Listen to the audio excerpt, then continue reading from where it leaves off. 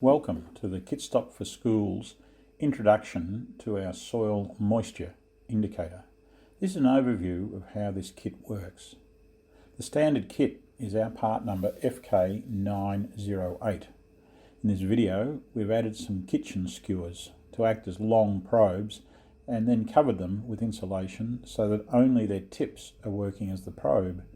Now with these long probes we can then set the tips to whatever depth we like. The wetter the soil, the more the LEDs turn on and the brighter they glow. This test in our kitchen starts with a mixture of dry flour and salt.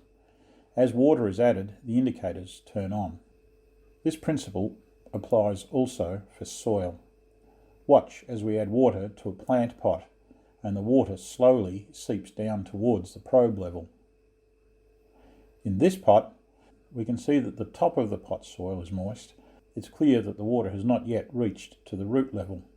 In this, the vegetable garden, the water has penetrated at least as deeply as our probes can check. You can see the lights haven't changed as we probe deeper into the soil. For more information on this kit, please visit our website.